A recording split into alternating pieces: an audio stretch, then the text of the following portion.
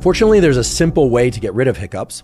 The reason we get hiccups at all is because we experience a spasm of the phrenic nerve. If you can stop the phrenic nerve from spasming, you can stop hiccups. There is a technique that can reliably eliminate hiccups, and that simple method is to inhale 3 times in a row. Big, deep inhale through your nose.